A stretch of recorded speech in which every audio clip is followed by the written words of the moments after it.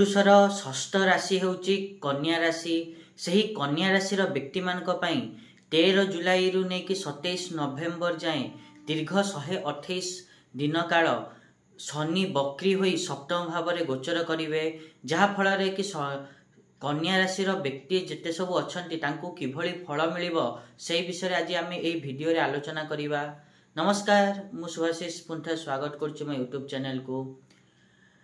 जदि आमे कन्या राशि कथा कहिबा ताहले कन्या राशि व्यक्तिमानक पई जुलाई मासरु नेकी नवेम्बर 27 जाए अर्थात 13 जुलाई रु नेकी 27 नवेम्बर जाए तांकर दीर्घ 128 दिन किभली कटिब, कौन सब शुभ अशुभ मिलिबो आ कौन मु 5टी वरदान विषय रे थंबनेल रे लिखिछि से सब विषय रे आजिर ए वीडियो रे तो डिटेल्स रे आलोचना करिबा।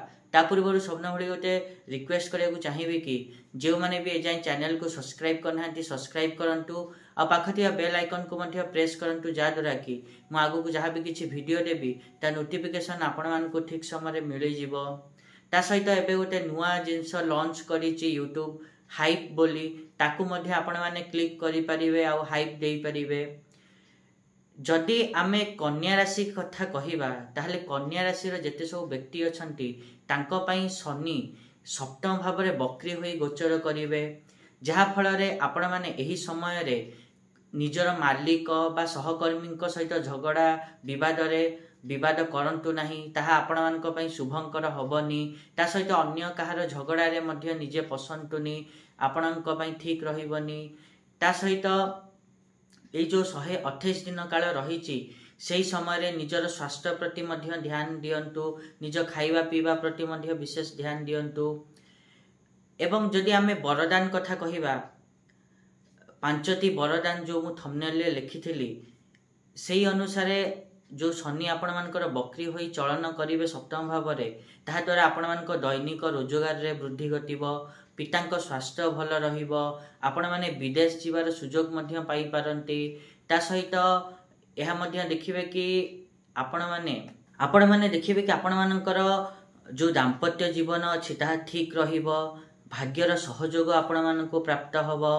ता सहित आपण मानक भौतिक सुख मध्य प्राप्त हबो, आपण मानक व्यक्तित्व जो अछि ताकू आकर्षक मध्य बनैबे। किंतु आपण मानक टिके एही समय रे जो 128 दिन काल मध्य रे अति आवश्यक न पड़िले लोन बा करज नियंतु नाही। जेतेबेले 128 दिन बीती जीवो सेतेबेले आपे आपे सब जिनस ठीक हवा को लागिबो। ता सहित गोटे विशेष परामर्श कि आपण माने एही समय रे टिके सतर्क सावधान रहिबे, काहे कि ना कोनोसी व्यक्ति आपण मानकु लोभ देखै कि समस्या रे पकई देई पारंती बा खेती करई देई पारंती। सेतबे भाबी चिंती एही समय रे पैसा पत्र को इन्वेस्ट करिवे। एत थिला जो कन्या राशि जेते सब व्यक्ति अछंती तांको पई शनिंकर वक्र चलन किभली फल दबो। आशा करिबे कि मुझा कहली आपण माने ठीक रे बुझी पारथिबे। आ जदि वीडियो भल लागिछि ताहले निहात रूपे वीडियो को लाइक करंतु, शेयर करंतु आ चैनल को सब्सक्राइब करिया पे जमाई भूलंतुनी। आज पई टिकी देखाबा नेक्स्ट वीडियो रे। रहुछि, नमस्कार।